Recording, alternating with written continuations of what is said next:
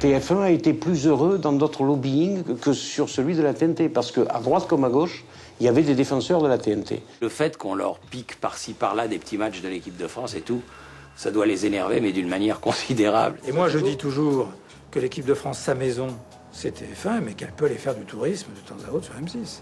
Quand vous achetez les matchs de l'équipe de France à 5 millions d'euros par match, c'est que vous voulez continuer à être hyper dominant.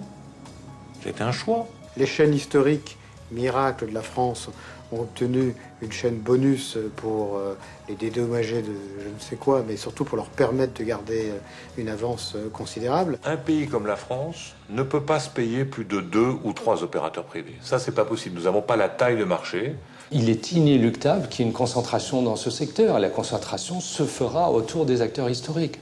La concentration, ça n'est pas un tabou. Si personne ne veut le comprendre, on aura à la fin des sociétés croupions qui vont être sur leur petit marché, qui vont se faire bouffer par les sociétés multinationales venant d'ailleurs. On est relativement mal armé et il faut qu'on s'arme vite et bien pour les mouvements qui arrivent.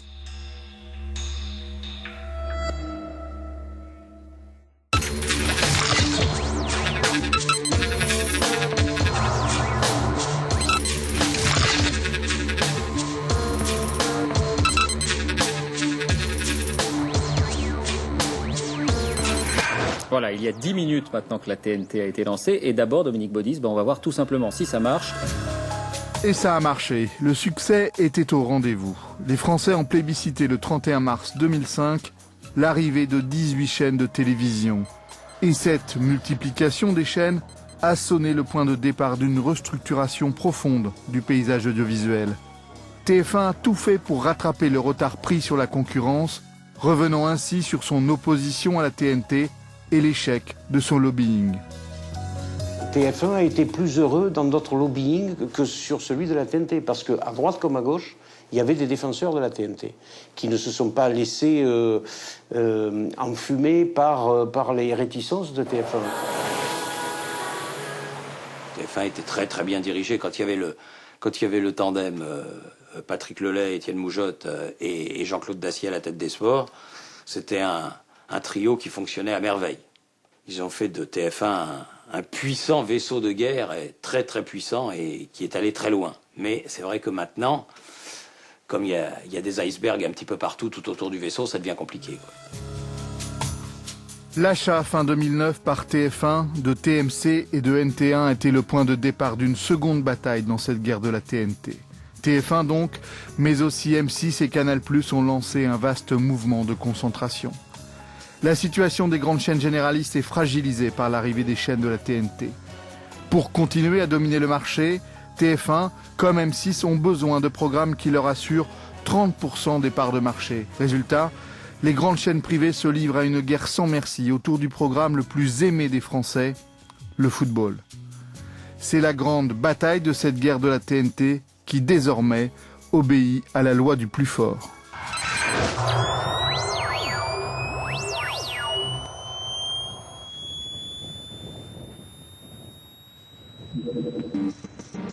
S'il y a une bataille autour du foot, c'est qu'aujourd'hui cela reste le programme le plus fédérateur, alors que la TNT favorise l'éclatement du public.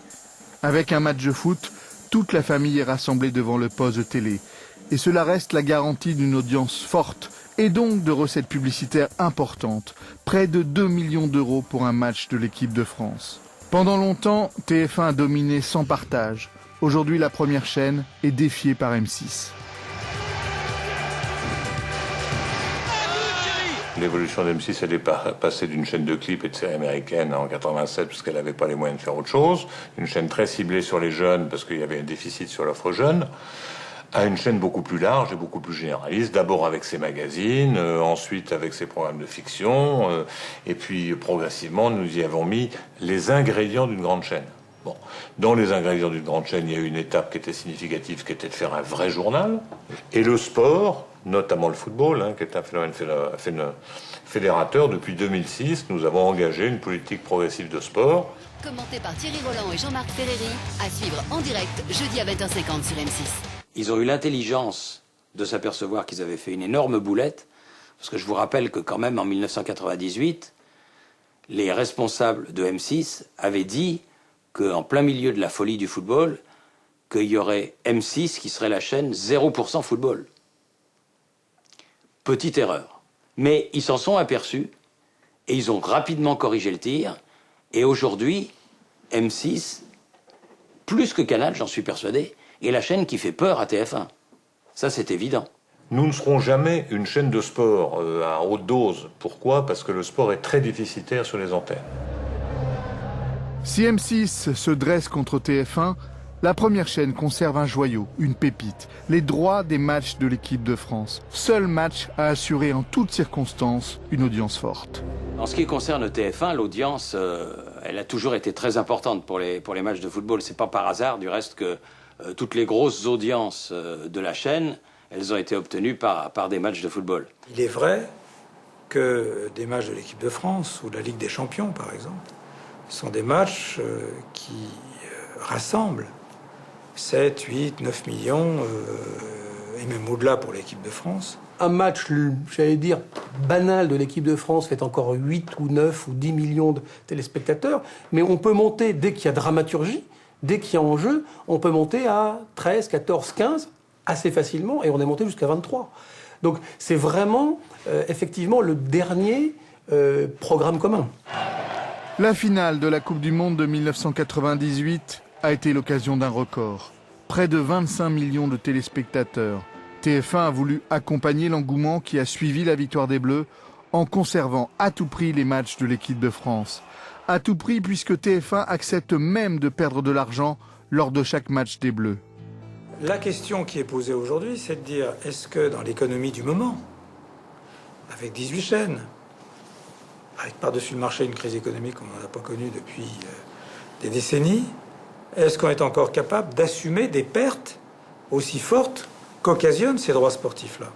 La réponse est non. Quand vous achetez les matchs de l'équipe de France à 5 millions d'euros par match, c'est que vous voulez continuer à être hyper dominant. C'est un choix. Alors après, si ce choix s'avère délicat sur le plan économique, personne n'a forcé TF1 à prendre les matchs d'équipe de France à 5 millions d'euros. Je veux dire, il se trouve que ça fait 1,5 million d'euros de pub. Donc ça veut dire chaque match perd 3,5 millions. Avec des contrats qui ont été signés en 2006 pour le contrat qui nous occupe aujourd'hui, qui va jusqu'à 2010, dans des conditions économiques et de marché qui n'étaient pas du tout celles d'aujourd'hui. Donc le contrat, certes, a été sécurisé sur 4 ans, mais quelquefois, il y a des sécurités qu'il faudrait éviter d'avoir sur les bretelles. Mais qu'on vienne pas nous dire après, regardez comme ils sont fragiles, etc. Bon, non, ils ont eu un choix d'être un acteur dominant, coûte que coûte, si je puis me permettre. Lors de la renégociation des droits de diffusion de l'équipe de France en 2009, TF1 a réussi à obtenir une baisse de près de 20% pour les 4 années à venir. Mais la guerre entre TF1 et M6 devrait demain faire monter les prix. Les deux chaînes ont en effet besoin de diffuser des matchs pour réaliser des audiences importantes face à la concurrence, et ce besoin devrait se payer de plus en plus cher. Pour l'heure, Nonce Paolini peut afficher son plaisir, les matchs des Bleus lui coûtent moins cher. TF1 a un logo bleu-blanc-rouge, ça ne vous a pas échappé. Et donc TF1 est une chaîne qui porte les couleurs de la France, qui se revendique la chaîne de tous les Français. Et c'est vrai qu'on a été partenaire de l'équipe de France depuis la privatisation jusqu'à nos jours. Vous dire que c'est une bonne affaire économique, certainement pas. Mais il nous a semblé que l'équipe de France faisait partie du patrimoine de TF1 quelque part. Et lorsque vous avez des matchs qui réunissent 8, 9 millions de téléspectateurs avec l'équipe de France, c'est bien que ce soit sur TF1. Le 14 novembre 2009, M6 est venu défier TF1 avec un coup d'éclat. Lors des éliminatoires de la Coupe du Monde, M6 parvient à négocier avec la fédération irlandaise pour arracher la retransmission du match de l'équipe de France. Une déclaration de guerre, une même stratégie où M6 accepte de perdre de l'argent, mais une stratégie qui lui permet aujourd'hui de s'imposer comme un véritable adversaire. Le fait qu'on leur pique par-ci par-là des petits matchs de l'équipe de France et tout, ça doit les énerver, mais d'une manière considérable. Ça doit les rendre fous. Vous faites le choix aussi ponctuellement de perdre de l'argent. Bien sûr, nous le faisons avec des matchs de l'équipe de France qui sont extrêmement fédérateurs. C'est déficitaire pour nous, mais ce sont des événements. Nous avons besoin de créer des événements. Nous le faisons avec l'Europa League. Nous le ferons en répondant probablement à l'appel d'offres de l'Euro 2012 et l'Euro 2016. Bon. Donc tout ceci fait que ça contribue à la notoriété et l'élargissement de la chaîne M6. Le foot est à l'honneur sur M6. N'importe qui peut obtenir effectivement d'une fédération le droit d'avoir un match de l'équipe de France à l'étranger. La fédération doit faire tous ses efforts pour l'obtenir, mais si elle ne l'obtient pas, dans le contrat précédent, c'est triste. Dans le contrat d'aujourd'hui, on a une indemnité. La diffusion par M6 du match de l'équipe de France en Irlande a servi de leçon aux dirigeants de TF1. Aujourd'hui, si la Une ne parvient pas à diffuser un match de l'équipe de France qui se joue à l'extérieur, la Fédération française doit lui verser 1 million d'euros. Quand M6 fait une soirée de foot avec l'équipe de France, il y laisse la chemise. Très bien. Mais il en fait un enjeu d'image. Et moi, je dis toujours que l'équipe de France, sa maison, c'est TF1, mais qu'elle peut aller faire du tourisme de temps à autre sur M6. M6 est dans le football, et M6 restera toujours dans le football. Et la place de M6 dans le football augmentera au fil des années, j'en suis persuadé. Grosso modo, on peut supposer que la stratégie de TF1 va être de garder l'équipe de France, ce qui veut dire que le produit va avoir plus d'intérêt. D'autant que M6 a plutôt un avis analogue sur le sujet. Donc ces droits vont monter. Moi, je pronostique que ces droits-là vont monter dans le temps. La guerre du foot entre TF1 et M6 est la conséquence de l'émergence de la TNT. Avec la multiplication des chaînes et des écrans, rares sont les événements qui sont regardés en famille. Le foot fait partie de cela. Il est l'arme fatale pour faire de l'audience. Aujourd'hui, avec à peine un quart de l'audience générale, TF1 récolte plus de la moitié des recettes publicitaires. C'est ce que l'on appelle la prime au leader. Et cette prime est aujourd'hui très favorable à TF1. Mais demain, si TF1 partage ses meilleures audiences avec la concurrence, notamment à cause du foot, alors cette prime pourrait être beaucoup moins favorable et fragiliser le modèle économique de la première chaîne française. Si les chaînes privées sont riches, les chaînes payantes, elles, sont encore plus riches. Pour acheter les droits du foot, il faut savoir ne pas regarder à la dépense. Les dernières enchères pour l'exclusivité des droits de la Ligue 1 se sont montées à près de 600 millions d'euros. Une somme qui fait tourner la tête des dirigeants des grandes chaînes privées. 0-0 également après pratiquement 30 minutes et une belle occasion niçoise qu'on est en train de visionner avec Bagayoko qui va servir en retrait. Ce que je peux dire en tout cas, c'est que certainement pas un programme pour une télévision en clair. C'est impossible. Le coup de grille de TF1, c'est 980 millions d'euros. Si j'en mets 600 dans le foot, vous voyez ce qui reste pour le reste. Donc ça n'est évidemment pas fait pour la télévision en clair. Savez-vous que les droits du championnat de L1 aujourd'hui représentent exactement le double du coût total de la grille d'M6? Et je comprends pourquoi Bolloré, qui a eu un temps l'envie de regarder, s'est aperçu que même en regardant, ça faisait peur. Donc il n'y est pas allé. Et ouverture du score ici à Nancy. Toujours pas de but, mais les Rennais vont mieux avec ici, regardez cette tentative d'ouverture. L'élargissement des offres gratuites, en fait, est un élément très positif pour le développement des offres de télévision payantes. Alors pourquoi? Il y a quelques années, il n'y avait que 4 ou 5 chaînes gratuites disponibles pour l'ensemble des Français. Aujourd'hui, il y en a 18. Et ces 18 chaînes ont à se répartir un marché publicitaire qui est même plutôt en baisse, on le sait bien, même indépendamment de la crise actuelle. Ce qui veut dire que chacune de ces chaînes va devoir faire des économies dans ses coûts, et principalement dans ses coûts de programme. Ce qui veut dire que les contenus de valeur ne pourront plus être disponibles sur les chaînes gratuites ou même sur les très grandes chaînes gratuites. Et ces contenus de très grande valeur devront être exposés sur des chaînes payantes.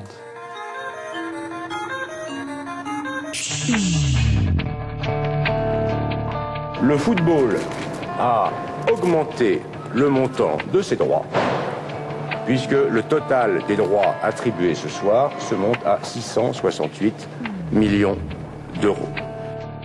La toute-puissance des chaînes cryptées connaît son apogée en 2008. 3 ans après les débuts de la TNT, au moment où les droits de la Ligue 1 sont à nouveau à vendre, Canal est face à un nouveau venu, Orange. L'opérateur de téléphonie a décidé d'investir dans des programmes pour ses abonnés, considérant que l'écran d'ordinateur devenait un écran à part entière. De son côté, la Ligue professionnelle de foot pousse à la concurrence pour voir les prix monter. Orange se prépositionne assez tôt dans cet appel d'offres, avec un Frédéric Thiriez qui mène bien l'entrée dans le jeu d'Orange. Il est dans son rôle. Son rôle, c'est de créer de la concurrence. Il la crée bien. Le dernier appel d'offres a été une manœuvre tactique brillante. Il fallait impérativement que le football soit un objet central dans le monde d'aujourd'hui. Et on a poussé Orange par divers moyens. L'histoire nous dira peut-être dans quelques années comment. On n'a encore pas tous les tenants et les aboutissants. Mais une chose est à retenir, Orange a plongé. Donc on s'est retrouvé dans une concurrence Canal-Orange. Tactique brillante. Il y a eu un moment où la maison devait réagir face à une privation, elle l'a fait, mais elle l'a fait dès l'origine et en le disant de manière tout à fait publique. Nous ne voulons pas aller trop loin dans l'acquisition de droits et nous ne déstabiliserons pas ce marché. Bonsoir à toutes et à tous, bienvenue en direct sur Orange Sport. Orange était bel et bien décidé à aller sur le terrain de Canal+, en se portant acquéreur des droits de la Ligue 1. Cette politique volontariste sur le foot notamment n'a pourtant pas eu les effets escomptés. Vous voyez l'échec d'Orange, avec une partie du championnat de France qui était quand même très significative. Ils n'ont pas réussi à avoir plus de 370 000 clients, ce qui est quand même pour Orange un échec gigantesque. Créer une chaîne de foot, faire un métier d'éditeur et de producteur d'événements, c'est un métier très compliqué. C'est un métier de professionnel. Ça ne s'invente pas avec des ingénieurs sortis du CNES ou avec des polytechniciens brillantissimes. 4 ans plus tard, Orange a changé de dirigeant et il n'est plus question aujourd'hui de s'imposer comme un acteur à part entière du sport.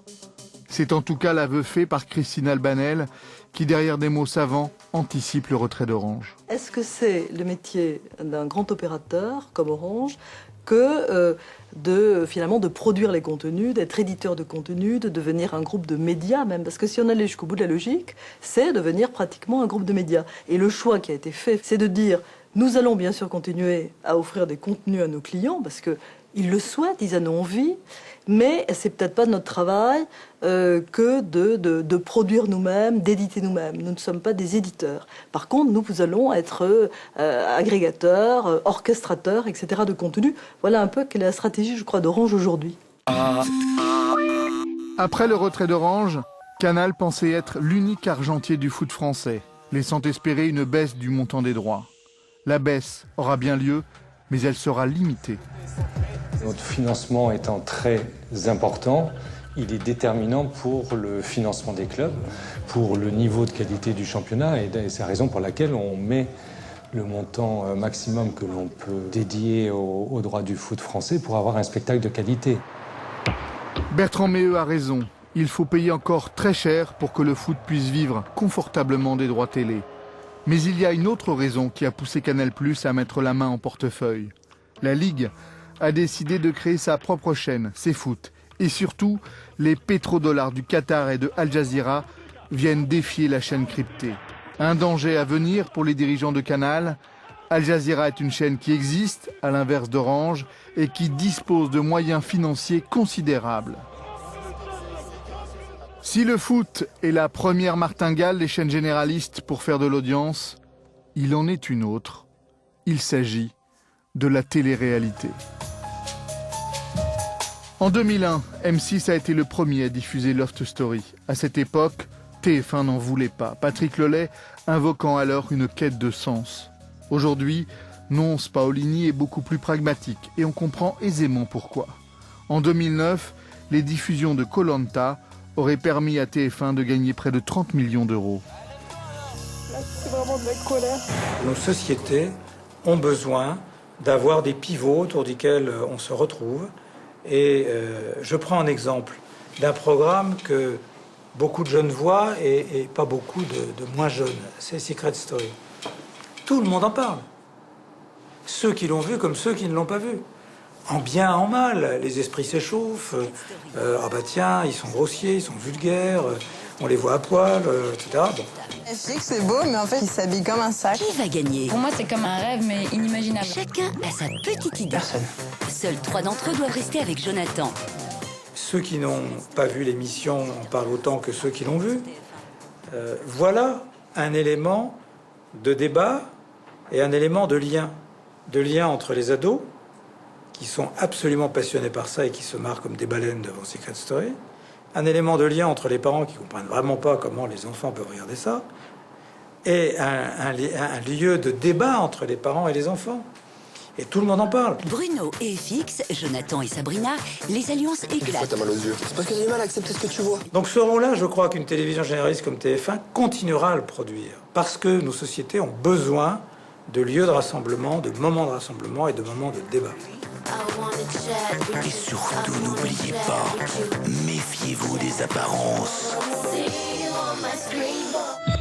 En 2010, face à une telle réussite, la télévision publique ne peut rester sur le bord de la route. C'est en tout cas ce qu'explique Rémi Flimelin, qui a succédé à Patrick de Carolis à la tête de France Télévisions lors de son audition au CSA. Y a-t-il des genres télévisuels que vous vous interdisez sur les antennes du groupe public? Je pense par exemple à la télé-réalité. Nous ne pouvons pas dire tel type de programme est sur la chaîne privée, donc on s'interdit de le faire. Parce que ça voudrait dire à terme, et vous l'avez écrit, je ne fais que plagier ce que vous avez écrit, ça voudrait dire que, à la limite, les chaînes privées vont nous emmener peu à peu dans un ghetto. Donc il n'en est pas question. Il ne peut pas en être question. Il faut dire que pour le service public, l'enjeu est énorme. Le groupe France Télévisions est confronté à un vieillissement de son public. Cette forme de télévision peut l'aider à capter des téléspectateurs plus jeunes. Notre grande difficulté aujourd'hui, c'est que nous sommes surreprésentés dans notre audience ou chez nos téléspectateurs, chez les plus de 50 ans, et très sous-représentés chez les plus jeunes. Nous sommes une télévision qui doit fédérer nos concitoyens, qui a un rôle de ce point de vue-là important dans la nation, et de ce point de vue-là, nous devons bien aborder tous les genres télévisuels, quels qu'ils soient. Mais il y a une autre raison pour le groupe France Télévisions d'aller vers la télé-réalité.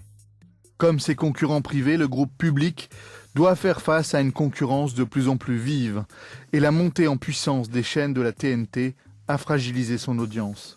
France Télévisions n'a pas les moyens de se lancer dans une compétition sur les droits du foot. Il n'est pas assez riche pour cela.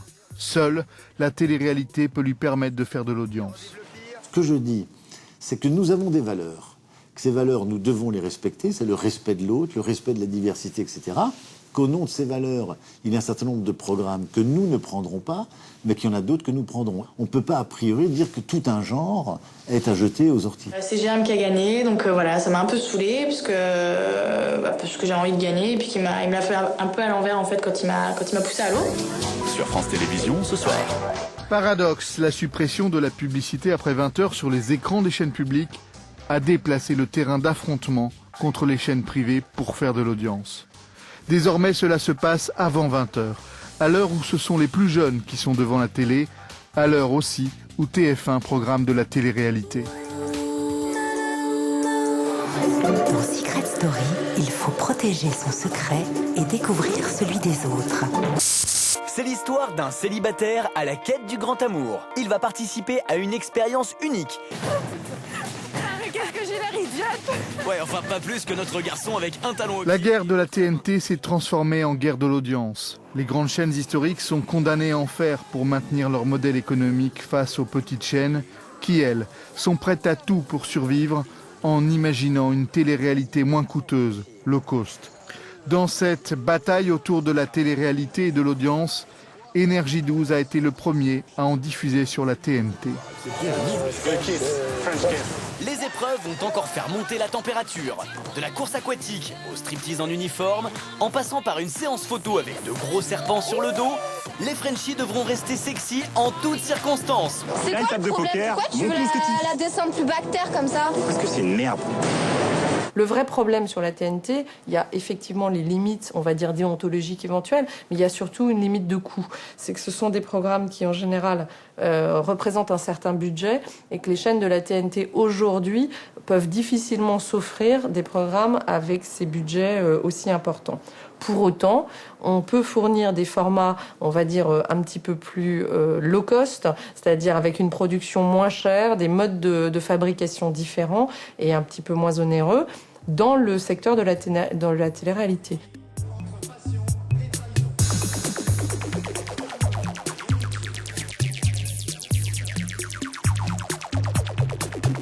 Le nombre de chaînes n'est pas synonyme de qualité des programmes. Un excès de chaînes peut au contraire dégrader l'ensemble de la qualité des programmes, parce qu'il y a un excès de compétition, et que cet excès de compétition aboutit à des vraies difficultés. Soit des programmes plus trash, soit des programmes moins chers, soit des abandons de programmation. C'est ce qui est en train de se passer en France aujourd'hui. Je voudrais citer aucun programme, mais il y a un certain nombre de programmes où il y a de la surenchère. Pourquoi ? Parce qu'il faut exister dans un marché très difficile et très bataillé. M6 a une petite sœur, W9, sur la TNT. Cette petite sœur est née de la volonté du groupe M6 de prendre toute sa place sur la télévision numérique terrestre en favorisant les synergies entre les deux chaînes. Aujourd'hui, si vous voulez, nous gérons un bouquet, nous gérons pas une seule chaîne. C'est le patron des contenus qui fait les arbitrages quand on achète un film, quand on achète des séries, quand on fait des émissions. Nous réfléchissons groupe et non plus simplement chaîne. Simplement, nous devons donner une personnalité à chaque chaîne, M6 restant de loin la chaîne évidemment la plus importante et la plus protégée, entre guillemets, celle qui dépense le plus en programme, et progressivement les autres montent en charge, notamment W9, avec des échanges. Quand vous faites Nouvelle Star sur M6 à 20h50 et puis que vous avez à 23h Nouvelle Star, ça continue, ce qui est le titre de l'émission sur W9, les deux profitent d'un même programme que nous négocions ensemble. M6 a été un pionnier dans une recherche de complémentarité entre les deux chaînes pour fortifier la petite sœur et lui offrir des programmes attractifs face à la concurrence. TF1 fait aujourd'hui la même chose depuis qu'il a racheté TMC et NT1. Vous nous avez beaucoup critiqué d'avoir raté le virage de la TNT. Aujourd'hui, on est dans la ligne droite de la TNT. On a acquis ces deux chaînes qui, évidemment, apportent un plus au groupe TF1. En 2008, TF1 était sous la barre des 30% d'audience. 2 ans plus tard, face à la progression de la TNT, TF1 est désormais sous la barre des 25%. Mais en contrepartie, TMC enregistre régulièrement les meilleures audiences de la TNT. Si l'on considère l'audience du groupe TF1 et non plus celle de la seule chaîne, force est de constater que ce groupe sort renforcé de la nouvelle offre de télévision, retrouvant un écart significatif vis-à-vis de son principal concurrent M6. C'est la loi du plus fort. Ces deux chaînes-là doivent conquérir leur part de marché. J'aurais tendance à dire qu'elles sont parfaitement concurrentes de TF1. On n'est pas dans une stratégie de type service public où on joue la complémentarité des canaux. On est au contraire dans une stratégie où chaque chaîne doit apporter le meilleur dans un cadre économique et d'audience qui est celui qui appartient à TMC, qui est celui qui appartient et qui appartiendra à NT1. Nos clients téléspectateurs doivent avoir sur chacune de ces chaînes un programme qui leur convient. Les jeunes adultes sur NT1, un public plus familial et plutôt féminin à 35 ans et plus sur TMC. Voilà les publics qui sont aujourd'hui prioritairement visés par ces deux chaînes. En réalité, derrière ces synergies autour des grandes chaînes, c'est la concentration qui est en train de s'opérer. Une concentration économique qui profite surtout aux grandes chaînes historiques. En 2005, il y avait peu de groupes sur la TNT. Le groupe France Télévisions avec ses 5 chaînes et 2 groupes privés, M6 avec W9 et Canal+ avec iTélé. Il y a une grosse chaîne, seule, TF1, et plein de nouveaux venus qui tentent de se faire une place au soleil. BFM TV, Direct 8, TMC, NT1, Virgin 17, Énergie 12. 5 ans plus tard, TF1 a acquis TMC et NT1. M6 soutient W9. Le groupe France Télévisions est riche de 5 chaînes. Dans ce paysage où s'impose désormais la loi du plus puissant, les nouvelles chaînes n'ont d'autre choix que de grossir. C'est le cas d'Alain Veil qui, en plus de BFM TV, a multiplié les chaînes d'information et du groupe Bolloré qui a acheté au printemps 2010 Virgin 17 au groupe Lagardère pour la transformer en Direct Star. Il reste une seule chaîne non adossée à un grand groupe de télé, Énergie 12. Dans un premier temps, il y a 5 ans, il y a eu des nouvelles chaînes qui ont été créées au nom de l'indépendance. Et ces nouvelles chaînes sont autorisées à être vendues au nom de la concentration. Donc vous voyez bien déjà qu'il y a eu une erreur de départ. On continue de déséquilibrer le secteur sans régler ce problème-là. Donc oui à la concentration, mais non à la concentration exclusive autour de TF1. C'est vrai que les nouveaux entrants qui ont une seule chaîne, pour qu'ils puissent assurer leur développement face à une concentration très forte, doivent pouvoir s'appuyer sur une nouvelle chaîne, doivent pouvoir se développer. Sinon, il se passera une concentration extrême, c'est-à-dire que 5 ans après l'arrivée de la TNT, on se retrouvera avec les 3 mêmes acteurs que 5 ans auparavant. Je crois que c'est pas souhaitable. En 2011, Alain Veil fait figure de dernier des Mohicans. Il évoque l'idée d'une vente de sa chaîne à un groupe étranger pour marquer sa colère devant une concentration accélérée qui le fragilise. Car à l'automne 2011, c'est bien un coup de tonnerre qui tombe sur le PAF. Canal+ achète au groupe Bolloré ses 2 chaînes et s'offre ainsi des canaux gratuits. L'intention du groupe Canal de disposer également d'une chaîne en clair était à mes yeux évidente, et évidente depuis longtemps, compte tenu du fait que Canal pensait avoir un peu épuisé le nombre d'abonnés potentiels à ces chaînes payantes. Il était évident que le groupe tenterait de se tourner vers la télévision gratuite. Donc je suis surpris des réactions qui ont eu lieu, ou alors ça fait partie, comme d'habitude dans l'audiovisuel, d'un jeu de rôle particulièrement prononcé.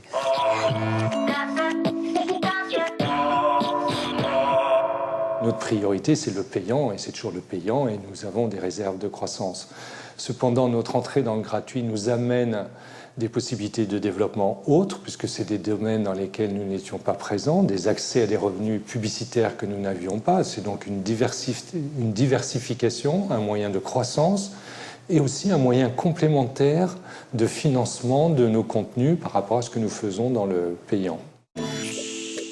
Canal+ vient sur un nouveau marché, si on exclut les télévisions, et ce nouveau marché, compte tenu de sa position dominante sur la télévision à péage, ceci va être problématique, notamment sur les droits. De plus en plus, les droits de télévision payante et les droits de télévision gratuite sont commercialisés ensemble. C'est vrai pour le sport, c'est vrai pour la fiction significative, c'est vrai pour le cinéma. Ce sont des programmes qui coûtent cher et qui ont besoin souvent d'une exposition en clair et d'une exposition préalablement payante. Le cinéma étant le meilleur exemple. Donc si vous avez un acteur en position quasi unique sur le marché des droits de la télévision payante, il va évidemment avoir un avantage déterminant pour la télévision gratuite. Et ceci ne nous semble pas normal. Je note que TF1 et M6 éditent des chaînes payantes. C'est quand même paradoxal de nous dire, Canal, vous êtes un groupe de télévision payante, donc vous ne devez pas faire du gratuit.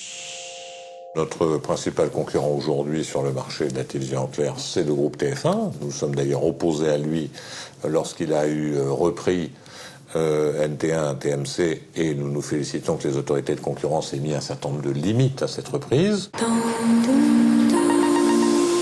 Il se trouve que nous gagnons des parts de marché progressivement sur le groupe TF1, nous en réjouissons tous les jours. C'est une compétition difficile, compliquée. Il se trouve que l'irruption du groupe Canal+ challenge tout le monde. Ça challenge nous, ça challenge TF1, ça challenge y compris les nouveaux entrants que sont Énergie ou BFM. Ceux-là même qui réclamaient des fréquences et des fréquences pour des nouveaux entrants, d'un seul coup se retrouvent, à mon avis, en difficulté peut-être plus importante que nous. La TNT, qui devait permettre l'arrivée de nouveaux opérateurs, se retrouve moins de 10 ans après son lancement entre les mains des grandes chaînes historiques. Cette concentration a été rendue possible par l'attitude de certains opérateurs indépendants qui ont tout fait pour revendre leurs fréquences. On nous a fait le coup des nouveaux entrants, ce que j'ai appelé les premiers sortis. Les nouveaux entrants n'ont eu de cesse, Pathé, Bolloré, AB, de Lagardère, de revendre des autorisations dont ils ont bénéficié. Donc ceci est déjà un problème en soi. Et nous, ça nous concerne directement parce que je rappelle que nous avons été candidats contre ces nouveaux entrants pour exploiter des chaînes. Candidats, notamment, moi j'ai une lettre du CSA qui me dit qu'il n'avait pas retenu notre projet M6 Famille parce qu'il n'y avait pas de diversité des opérateurs. Donc ça confortait un acteur historique. Donc c'est quand même cocasse de voir que les mêmes qui ont été autorisés contre nous sont les mêmes qui revendent aux opérateurs dominants. Quand quelqu'un s'est vu autorisé par le CSA à exploiter une fréquence de télé, et que 2 ans, 3 ans, 4 ans après, il vient la vendre, alors s'il a bien travaillé, s'il a investi, s'il a fait du profit, il est tout à fait normal que la vente lui rapporte des plus-values. Mais dès lors que ça s'accompagne, pour celui qui achète, de la possibilité, si le CSA est d'accord, de bénéficier du droit de continuer à exploiter la fréquence, là je trouve qu'il faut qu'il y ait une intervention du législateur. L'idée d'une taxation sur les plus-values faite par les vendeurs fait son chemin. Car en effet, le groupe de Vincent Bolloré avait investi 100 millions d'euros pour en gagner plus de 500 sur une fréquence qui lui avait été donnée. Le commerce des fréquences aura permis aux opérateurs historiques de grossir et à quelques-uns de s'enrichir. On regarde dès lors d'un autre œil la justification faite en 2010 par Yannick Bolloré pour le rachat de Virgin 17. 1 an plus tard, son groupe était vendu à Canal+. On a eu l'opportunité d'acquérir Virgin 17 au groupe Lagardère. Nous avons su saisir cette opportunité qui va nous permettre de devenir le 4e groupe d'audiovisuel en France en termes d'audience, juste derrière M6 et devant Canal+. Pour nous, procéder à une acquisition était un mouvement important et stratégique, puisqu'il permet à la fois de gagner sur l'achat de programmes et la fabrication de programmes, et à la fois de gagner sur la vente d'espaces publicitaires auprès des annonceurs, en pouvant vendre de manière liée les audiences et d'agréger les audiences d'1, 2, 3, 4 chaînes. Et c'est sur Direct 8. Le législateur français avait promis aux chaînes historiques des canaux de compensation sur la TNT, dite chaîne bonus. La Commission européenne s'y est opposée, au nom de la libre concurrence entre les chaînes. Mais sans doute un peu tard, car dans les faits, la concentration a déjà commencé, loin du pluralisme soutenu par le législateur au début de la TNT. Dans ces conditions, il n'est pas étonnant de constater que les patrons des grandes chaînes se satisfont de cette concentration face à des responsables politiques qui, eux, restent impuissants. Non, le législateur l'avait imaginé, le CSA l'a mis en œuvre, effectivement, un paysage extrêmement diversifié au niveau des opérateurs. Alors ensuite, l'économie, la crise, les difficultés du secteur publicitaire, la réussite plus ou moins grande d'une chaîne, les unes trouvent leur public et les autres tardent à le trouver, mais ça c'est la vie.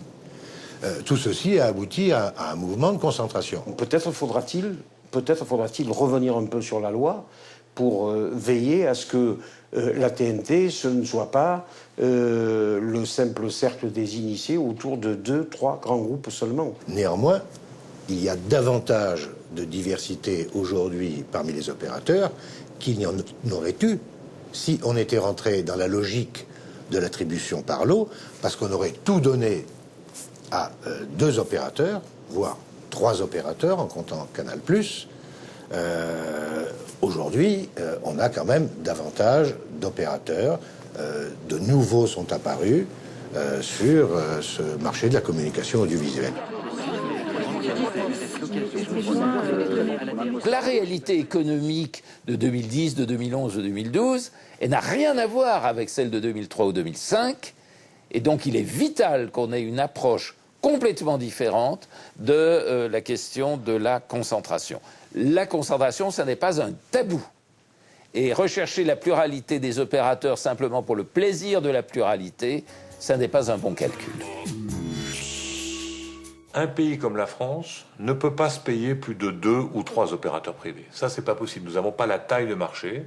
Il est inéluctable qu'il y ait une concentration dans ce secteur. La concentration se fera autour des acteurs historiques. La concentration devrait plutôt se faire autour de nous pour rééquilibrer un peu le système. La véritable question, c'est est-ce qu'il faut ouvrir ce secteur à de tout petits acteurs qui vont émerger puis disparaître? C'est ce que l'on constate. Je ne suis pas sûr que ce soit la bonne solution. Demain sur France Télévisions. De son côté, le groupe France Télévisions a entamé lui aussi une réforme qui est en plusieurs points comparable à celle de la concentration des chaînes privées avec la création d'une entreprise unique. Pour l'ancienne direction, il s'agissait de privilégier l'identité du groupe sur celle des chaînes, au point de permettre à certains programmes d'aller d'une chaîne à l'autre.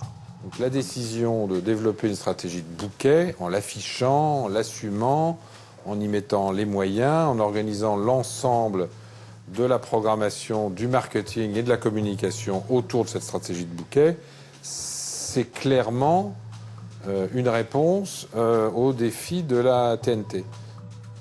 La définition, c'était une identité assez large. France 2, la grande chaîne généraliste, France 3, socle régional, France 5, la chaîne de la culture et de la connaissance, France 4, les 15-35 ans, France O, la diversité et l'outre-mer, donc l'identité claire, mais des programmes qui circulent et également des animateurs qui éventuellement vont d'une chaîne à une autre. L'important étant le groupe. La nouvelle équipe dirigeante fait un pari contraire. Il faut assumer une concurrence entre les chaînes du groupe en les dotant pour chacune d'entre elles d'une identité propre. Renforcer la personnalité des chaînes pour élargir l'audience du groupe. Je considère aujourd'hui que les chaînes de France Télévisions ne doivent plus s'harmoniser par genre, mais bien plutôt s'harmoniser par type de public à rencontrer. La stratégie que nous allons développer est une stratégie qui nous permet, d'une part, d'avoir bien la possibilité de toucher un public large et le plus large possible, parce que c'est dans nos missions de service public de toucher un public large, et de créer des personnalités de chaîne suffisamment fortes pour pouvoir faire en sorte que un téléspectateur qui est devant un choix infini se réfère à un moment donné à une marque, parce qu'il sait que cette marque va l'emmener dans un univers qui est un univers décrit avec des valeurs, avec une ambiance, avec une promesse. Et à 20h35 sur France 3. Sur France Télévisions, sur France 2. Sur France 5. En direct sur France 4. Cette marque va être à un moment donné un marqueur, un repère. Et ce repère va permettre à un moment donné, naturellement, d'aller vers un programme plutôt que vers un autre. Dans ce paysage audiovisuel en pleine transformation, France 4 a été au centre de toutes les attentions. C'est une chaîne offerte au groupe public lors de l'arrivée de la TNT, mais elle a aussi le don d'irriter la concurrence. Elle est dans un créneau stratégique, celui des jeunes urbains de moins de 35 ans, en diffusant parfois des programmes qui indisposent ses concurrents. France 4 ne paraît pas avoir une utilité en tant que chaîne publique, je ne dis pas en tant que chaîne normale, lambda, mais en tant que chaîne publique. Si c'est pour acheter des séries américaines, comme nous l'avons pour un certain nombre de soirs, si c'est pour acheter les droits de sportifs en compétition avec nous, il y a des choses que nous faisons très bien, et on ne voit pas pourquoi le secteur public serait financé pour le faire. Voilà. Et dans ces cas-là, il vaut mieux faire des chaînes privées. Par contre, le service public fait aussi très bien des choses que nous faisons moins bien, et là, c'est normal qu'il ait un financement public.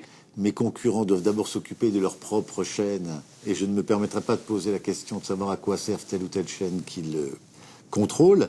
Si demain nous pouvons, sur l'écriture documentaire ou sur l'écriture de fiction, avoir sur France 4 des choses complètement innovantes et un peu différentes, si on peut demain avoir des formats complètement innovants, d'abord, nous toucherons un public complémentaire, et puis nous jouerons notre rôle de service public, qui est aussi d'avoir une expression la plus large possible de ce que sont les œuvres dans ce pays et la création dans ce pays. Donc ça sert à quelque chose. Je crois qu'il y a beaucoup de démagogie chez ceux qui, à l'extérieur de France Télévisions, où qu'ils soient, dans les milieux politiques, chez les observateurs, chez les concurrents, mettent en cause France 4, parce qu'en réalité, c'est une fréquence qui est convoitée par beaucoup des concurrents de France Télévisions. Vas-y, vont. La bataille des chaînes privées contre France 4, la petite dernière du groupe France Télévisions, constitue un nouvel avatar de la guerre de la TNT. Mais pendant que se déroule cette bataille purement hexagonale, un autre affrontement mondial cette fois se profile. TF1, France Télévisions ou M6 sont aujourd'hui menacés par l'arrivée possible d'acteurs étrangers plus puissants venus d'Internet.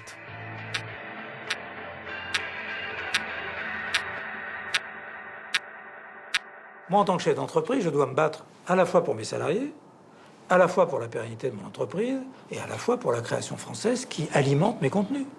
Donc c'est ça le combat.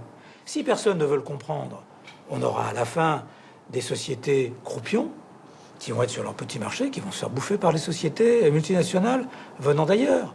Et c'est là qu'est le combat. Je crois que globalement, malgré les efforts des uns et des autres, l'appréhension du numérique, la perception du numérique, de ce qu'il représente par les opérateurs audiovisuels de notre pays reste insuffisante. Il y a des progrès considérables depuis 2 ans, je les salue, il faut les encourager, il faut les accompagner, mais on a encore du chemin à faire.